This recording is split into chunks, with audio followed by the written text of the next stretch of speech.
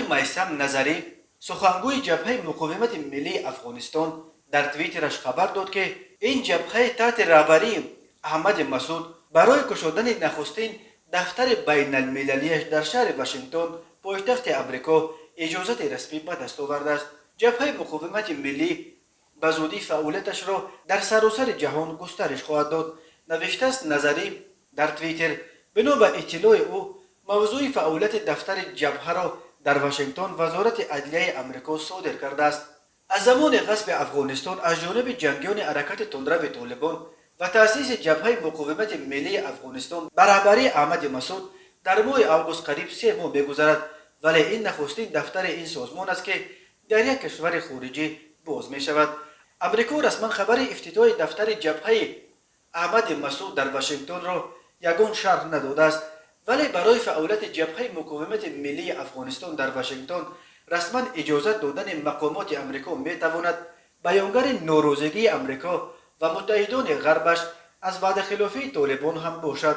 برخلاف تهدیدات سپردهشان بلافاصله بعد فرار پرزیدنت اشرف غنی وارد کابل شدند و به سر خود کشور را امارت اسلامی اعلام کرده حکومت تشکیل دادند که به خواسته های جامعه بین المللی جهت ضرورت تشکیل یک حکومت فراگیر در افغانستان جوابگو نیست.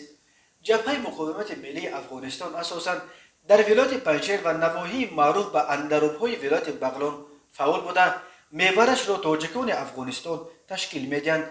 رهبر این جبهه احمد مسعود سال 1989 در خانواده احمدشاه مسعود قهرمان ملی افغانستان به دنیا آمده است. او 12 سال داشت که پدرش را جنگیان شبکه القاعده در یک حمله مسلحانه کشتند. احمد مسعود در اکادمی حربی ساندرهرست بریتانیا و سالهای 2021-2015 در فاکولته تحقیقات حربی کالج پادشاهی لندن تحصیل کرده.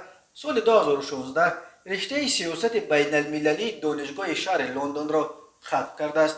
او سال 2016 به افغانستان برگشت و رهبری صندوق احمدشاه مسعود را به دوش گرفت. بعد تصرف کابل از سوی طالبان احمد مسعود جبهه مقاومت ملی را تشکیل داد. احمد مسعود بار آخر هنوز قبل از تصرف قسمت‌های وادی دره پنجشیر از سوی طالبان در یک نشست با فرماندهان و رهبران ابرومند این منطقه ظاهر شد. بعد آن چند ثبت صدایی از او منتشر شد، ولی روشن نیست که احمد مسعود در کجاست. برخی منابع میگویند که او تقریبا 2 ماه باز در دوشنبه است، ولی نمایندگان جبهه مقاومت میگویند او برای مذاکرات یک مدت کوتاه به تاجیکستان رفته بود، ولی حالا در افغانستان قرار دارد و با فرماندهان جبهه در پنجشیر در تماس دائمی است.